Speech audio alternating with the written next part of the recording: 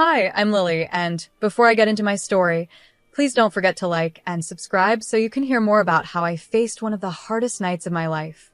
This experience completely turned my world upside down, and I'm here to share it with you. Thank you for being here to listen. It all started on what was supposed to be a wonderful evening. The night was meant to be a celebration held at Mrs. Thomas's extravagant home. Her house was stunning, with its grand crystal chandeliers hanging from the ceiling, casting a beautiful, warm light all around. The dinner table was perfectly set, with fine china that looked like it had come straight out of a high-end store, each piece gleaming under the soft glow of the lights. It was the kind of family dinner where everyone was supposed to enjoy themselves, and I was genuinely excited. I had some incredible news to share. Recently, I had been promoted at work, and it was a big deal for me. I had been working hard in my marketing career for years, and this promotion to senior marketing director felt like a huge accomplishment. I remember standing in front of the mirror, making sure my dress looked perfect, smoothing out any wrinkles, and taking a deep breath. I was ready to tell everyone and expected that they would be happy for me. I imagined smiles, applause, and maybe even a toast to celebrate. As we started eating the appetizers, I felt nervous but also eager to share my news. I leaned over to my husband, Adam, who was sitting beside me, and whispered, "I have some great news to share." He gave me a nod and smiled encouragingly, letting me know that it was the right time to speak up. So I took a deep breath, turned to the rest of the family, and with a big smile, I announced, "I've been promoted to senior marketing director." But instead of the applause and excitement I was expecting, the room went completely silent. The smiles vanished, and everyone just stared at me. Mrs. Thomas, Adam's mother, who was sitting at the other end of the table, narrowed her eyes at me. Her lips pressed tightly together, forming a thin line of disapproval. She leaned in towards Adam and, in a voice just loud enough for me to hear, hissed, "Is this what we raised him for? To be overshadowed by his wife's career?" Her words cut through me like a knife. I glanced at Adam, hoping he would stand up for me, but instead, he seemed to shrink under his mother's gaze. The supportive smile he had given me moments earlier faded away, and I felt his hand, which had been holding mine under the table, slowly pull away. Trying to keep the mood light and salvage the moment, I smiled and said, "It's a great opportunity for us, Adam. The raise is significant and will help us in so many ways." But before I could finish, Mrs. Thomas interrupted me. Her voice was sharp and filled with judgment as she asked, "What about starting a family, Lily? Do you really think money can replace the joy of having children?" Her words hit hard, and before I could respond, Adam, who had been silent up until now, joined in. His voice had turned cold, much colder than I had ever heard it. "Yeah, Lily," he said. "When are you planning to slow down and settle into family life? This career isn't everything." I was stunned. My heart sank, not just from the words, but from the betrayal I felt in Adam's voice. This was the man who had always been proud of me, who had supported me every step of the way in my career. And now, here he was, siding with his mother against me. With my voice trembling, I replied, "I thought you were proud of me." By now, the main course had been served, but the joyous atmosphere from earlier was gone. The conversations around the table shifted to other topics, but the tension was still there, hanging in the air like a thick fog. The roast beef on our plates was simmering, but the tension between Adam, his mother, and me simmered even more. Adam's behavior became more and more hostile as the evening went on. Every glance, every word, was filled with disapproval, just like his mother's. It felt like they were teaming up against me, and I couldn't understand why. The people who should have been the most supportive were the ones making me feel small. Then, just as dessert was being served, something I will never forget happened. The waiter had just placed a beautiful piece of cake in front of me when Adam suddenly stood up from his seat. He grabbed his napkin and threw it onto the table with a loud thud. Everyone turned to look at him, shocked by the sudden outburst. "You should know your place, Lily," he said, his voice echoing through the dining room. "You're my wife, not my competitor." His words hung in the air, and I sat there in disbelief. The room, once filled with the warm glow of chandeliers, now felt cold and unwelcoming. I stood up, my heart racing, trying to steady my breathing. Being your wife doesn't mean I have to give up my dreams, Adam. I deserve respect, not this, I said firmly, my voice shaking slightly, but filled with determination. In that moment, something changed in Adam. Before I could react, he raised his hand, and in a sudden flash, one that would haunt my nightmares for years, he struck me across the face. The sharp sound of the slap echoed through the room, freezing everyone in place. The room fell into complete silence as I lifted a trembling hand to my cheek, feeling the sting of pain spreading across my face. All eyes at the table were fixed on me, wide with shock and disbelief, but no one moved or said a word. I didn't speak either. Instead, I turned slowly, pushing my chair back. The legs of the chair scraped loudly against the hardwood floor, a sound that felt like it cut through the silence. I began walking toward the foyer, my steps steady even though my mind was spinning. The sound of my heels hitting the marble floor was the only thing I could hear, like the steady beat of a drum marking my escape. I reached for my purse without glancing back, not even once. I didn't need to. I already knew that what was behind me, my marriage, my life with Adam, was over. As I stepped outside, the cool night air hit my skin, and I closed the door softly behind me. The quiet click of the door closing felt like the final punctuation on this chapter of my life. It was over. My marriage was over. In that moment, standing outside in the dark, cool night, I knew I had to leave. I had to find a place where my ambitions weren't seen as something to be ashamed of, where I could breathe freely and finally be myself again. For too long, I had lived in the shadow of someone else's expectations. Now, it was time to step out of that shadow and find my own way. As I drove away, I watched the house grow smaller and smaller in the rearview mirror, a strange mix of fear and relief swirling inside me. I was truly alone for the first time in a long time. But there was something else too, something new, a spark of hope, a sense of freedom.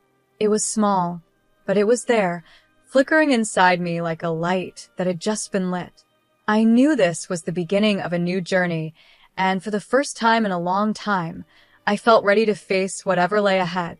The next morning, I woke up in my small apartment, sunlight streaming through the windows. It felt like the first day of a new life, like everything had changed overnight. The events of the previous night still felt fresh in my mind, and yet, at the same time, they seemed distant, almost like they had happened to someone else.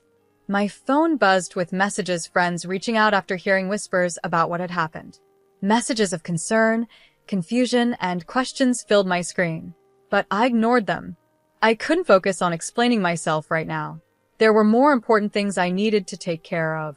The first thing I did was pick up the phone and call the divorce attorney I had been recommended.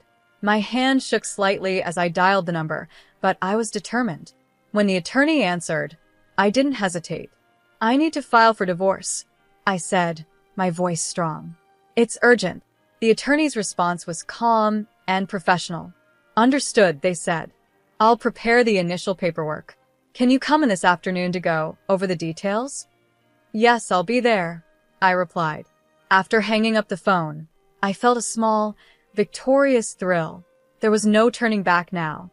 The decision had been made, and I was taking the steps I needed to move forward. At work, I tried to focus, though my mind kept wandering back to everything that had happened. My boss, Mr. Brandon, noticed my distraction and approached me with a concerned look. Everything all right, Lily? He asked gently. I'm dealing with some personal issues, but I'll manage. Thank you, I replied, trying to sound composed. If you need time off, just let me know, he offered. No, I'd rather keep busy. It helps, I said, giving him a small smile. He nodded in understanding. Well, let me know if you need anything. Thank you, I said, grateful for his kindness. As I returned to my work, I couldn't help but feel that despite the chaos in my personal life, I was taking control. The steps I was taking were difficult, but they were necessary. It was the start of something new, and while I didn't know exactly where this new path would take me, I was ready to find out. I threw myself into my work, finding comfort in the familiar tasks that helped keep my mind off everything going on in my personal life. The routine of my job was a welcome distraction, and my coworkers were incredibly supportive, which made it easier to breathe, even when the weight of my marriage falling apart felt overwhelming. "Hey, Lily, I heard about last night. Are you okay?" Mary, one of my closest friends at work, asked me, her voice filled with concern. "It's been tough, Mary," I admitted, trying to keep my voice steady. "But I'll get through it." Mary gave me a reassuring smile. "You're stronger than you think. And if you ever need a place to crash or just hang out, my door is always open. Don't hesitate to reach out." "Thanks, Mary," I said, feeling grateful for her kindness. "I might take you up on that. How about drinks after work?" "My treat," she offered, flashing me a grin. I smiled back. "That sounds perfect." Later that evening, over drinks, Mary and I talked about everything. I poured out my heart to her, sharing the details of my crumbling marriage and the emotional roller coaster I had been on. Despite all the turmoil and uncertainty, I found moments of relief in our conversation. Mary's presence and our laughter, even if just for a few hours, helped me feel like things would be okay. When I finally returned to my apartment, I checked my phone and saw several missed calls from Adam. My heart sank as I debated whether or not to call him back. After thinking it over, I decided not to. Instead, I sent him a text message that I knew I needed to send. "I've filed for divorce. Please respect my space during this time." I typed and hit send. His reply came almost instantly. It was full of desperation. "Can we talk about this, please?" "I didn't mean it, Lily. I'm sorry." I stared at his message for a moment, my emotions swirling. I knew what I needed to say. "I need space, Adam. Good night," I replied, keeping my response firm but brief. As I put my phone away, I felt a wave of mixed emotions wash over me: sadness, relief, anger, and something else. Determination. I was free now, or at least I was on the path to freedom. There was no turning back. I looked around my small apartment, which was simple but cozy. It was my space, my sanctuary. No one could hurt me here, and that gave me a deep sense of peace. This was where I could start fresh and rebuild. As I thought about Adam, I realized how much his own decisions had led us to this point. His mother's toxic influence had clouded his judgment, and in the end, he had pushed me away. It was sad, really, that he had let himself get caught up in someone else's views, but that wasn't my burden to carry anymore. That night, as I lay in bed, I felt something new stirring inside me. I wasn't just surviving anymore. I was stepping into a new phase of life. A phase where I could finally start living again. Tomorrow, I would be stronger, and the day after, even more so. This was just the beginning, and I knew I was ready for whatever came next. In the days that followed, I focused on my career with renewed energy. I threw myself into my work, becoming more involved in larger, more impactful marketing campaigns. My hard work didn't go unnoticed, and soon, my network began to grow as I connected with influential people in the industry. I was invited to host webinars and lead workshops, showcasing my expertise and leadership skills. My career was taking off, and I felt proud of how far I had come. One busy Sunday morning, I was sitting at my desk, reviewing campaign proposals, when my phone buzzed with an incoming call. Glancing at the screen, I saw it was Amy, a well-known contact in the marketing world. "Hey, Lily," she greeted me warmly when I answered. "Hi, Amy. How's it going?" I replied, surprised but pleased to hear from her. "I've got a project I think you'd be perfect for," she said, excitement clear in her voice. "Are you free to chat about it later this week?" My heart skipped a beat. This was the kind of opportunity one had been working towards, and it felt like the next step in my journey to success. "Absolutely," I said, trying to keep my voice calm despite the excitement bubbling inside me. "I'd love to hear more." As I hung up the phone, I smiled to myself. I was moving forward, both personally and professionally. The life I was building for myself was full of possibilities, and for the first time in a long time, I felt truly excited for what the future held. There would still be challenges ahead, of course, but I was ready to face them. I was no longer the woman who had felt small and trapped in her marriage. I was stepping into a new chapter of my life, and I was determined to make the most of every opportunity that came my way. I heard through the grapevine about what you've been going through. I'm really sorry you had to deal with that, Amy said, her voice sympathetic but still professional. Thanks, Amy. It's been tough, but I'm managing, I replied, trying to stay composed. Listen, she continued. I've been thinking. There's an opening for a speaker at a conference next month. The topic is resilience and leadership, and I believe your experience, both personal and professional, would really resonate with the audience. What do you think? The offer caught me off guard. I hadn't expected something like this, but I knew it was an opportunity one couldn't pass up. Speaking about resilience in front of an audience felt fitting after everything I had been through. I'd be honored, Amy.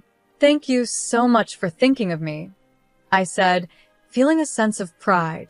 As my career continued to grow, so did my reputation. But with that growth, I also began to hear whispers about Adam. His behavior had not gone unnoticed, and soon enough, people in the industry were talking about it. The same people who once respected him were now distancing themselves. At an industry meetup one day, I overheard bits of a conversation between two executives. He's looking for work again, one of them said, shaking his head. After what he did to Lily, who would hire him? The word stung, but they also felt like confirmation that I wasn't the only one who saw the damage Adam had caused. While my career was thriving, Adam was struggling. The roles had completely reversed. He tried to reach out to me several times, sending messages and asking for help, but I ignored them until one afternoon when I received a text that made me pause. Can we meet? I really need your help, Adam's message read. Against my better judgment, I agreed to a brief coffee meeting. I didn't know what to expect, but I wanted to hear what he had to say. When we met, Adam seemed like a shadow of his former self. His voice was low as he began. Lily, I'm sorry. I was wrong. I've lost so much. I can't find work anywhere. It's like all the doors are closed to me. I listened, feeling a mix of emotions. Part of me felt sorry for him, but another part of me remembered everything that had happened. I'm not in a position to rewrite the past, Adam, I said softly but firmly. You made certain choices, and now you're facing the consequences of those choices. I know, but you could help me. You could talk to people, tell them I've changed, he pleaded. I shook my head gently. The professional community talks, Adam. People know what happened. This isn't just about me anymore. It's about the choices you made, and people see that. As I left the cafe, I felt a strange mixture of pity and resolve. Adam was learning a hard lesson, one about respect and the long-lasting consequences of his actions. It was a lesson he had brought upon himself, and there was nothing I could do to change that. Back at work, I threw myself into my projects with renewed energy. My experiences, as painful as they had been, were now a source of strength. I was determined to use them to help others. It was bittersweet, realizing that sometimes the hardest personal trials could lead to the greatest professional triumphs. With my divorce finally finalized, I felt a sense of relief wash over me. It was like I could finally exhale after holding my breath for so long. This new chapter of my life wasn't just about moving on, it was about taking everything I had learned and using it to fuel my future. At work, my role expanded. Beyond my usual responsibilities, I started a mentorship program for young women in marketing. I wanted to give back, to help others navigate the challenges I had faced, both in my career and in life. My own experiences of overcoming adversity drove me to create a space where these women could feel supported and empowered. One day, during a mentorship session, I met Lauren, a bright and ambitious intern who reminded me a lot of myself at her age. She was eager to learn and filled with potential. During one of our conversations, she looked up at me with curiosity, her notebook in hand, ready to take notes. Lily, how do you handle criticism, especially from people who think you don't belong? She asked earnestly. Her question made me pause. I thought back to all the moments when I had been doubted or questioned, both in my personal life and in my career. The answer wasn't easy, but it was something I had learned through experience. You have to remember that criticism often says more about the person giving it than about you, I told her. There will always be people who think you don't belong or who doubt your abilities. But it's up to you to prove them wrong by staying true to yourself and your goals. Don't let their opinions define you. You belong where you are, and the only person who needs to believe that is you. Lauren nodded, a thoughtful look crossing her face. Thank you, Lily. That really helps. I smiled, feeling proud not only of the progress I had made in my own life, but also of the impact I could have on others. This was the new chapter one had worked so hard to create, and I was ready for whatever came next. I smiled at Lauren, encouraging her. You listen, you learn, and then you let your work speak for itself. Never let someone else's doubts become your reality. Instead, use those doubts as fuel to work even harder. Lauren nodded, quickly scribbling down notes. But what if it gets really tough? She asked, looking up at me. Then you reach out, I said. Lean on your network, find mentors, and never be afraid to ask for help. We're stronger together. I emphasized the importance of having support during challenging times. The mentorship program wasn't the only bright spot in my life. My social circle had also grown, and I was often invited to speak at industry events and social gatherings, where I shared my story and the lessons I had learned.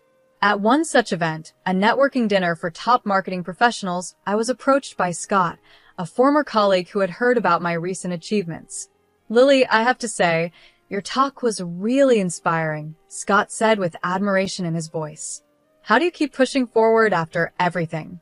It's about not letting your past define your future, I replied with a nod, accepting his compliment. Every challenge is just another stepping stone to something greater.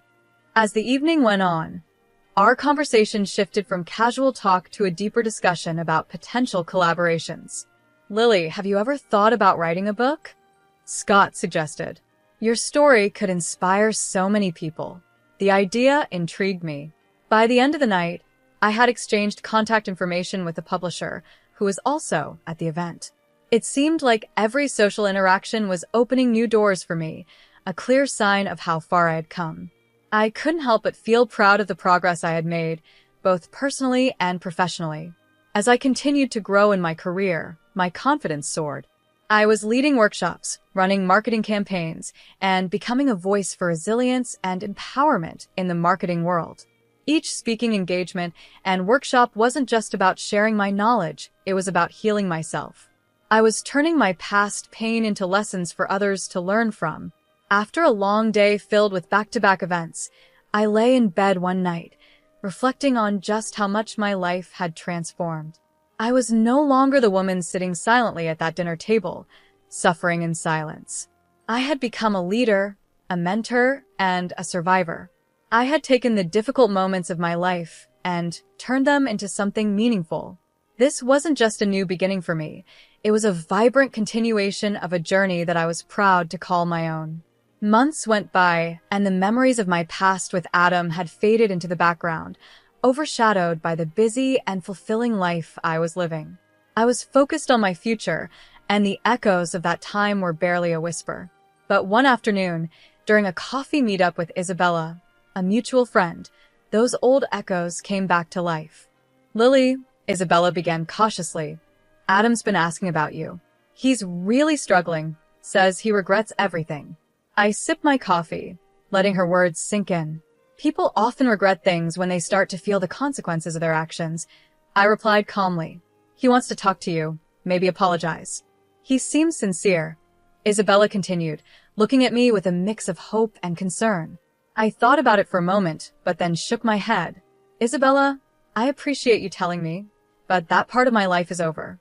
I've moved on, I said firmly. There was no room in my life for looking back. My focus was on the future, on the new opportunities and relationships I had built. Isabella nodded, understanding the finality in my words. We quickly changed the subject, leaving the past where it belonged behind me. Despite Adam's attempts to reach out through messages and calls, I had no desire to revisit that chapter of my life. The truth was, I had already come so far. My life now is full of promise, and I was surrounded by people who supported me and valued my growth. I wasn't the person who had once been trapped in a relationship that stifled me. I had become someone who embraced challenges, who thrived in the face of adversity and who was determined to keep moving forward. Looking back, I realized that every struggle I had faced had shaped me into the person I was today. And as I stood at the forefront of my career, leading with confidence and empowering others, I knew that I was exactly where I was meant to be. The future was mine to shape, and I was ready to face whatever came next with no regrets. I stayed firm in my decision to keep my distance. Each time Adam tried to reach out, I remained silent. It wasn't out of anger, but because I needed to protect my own well-being.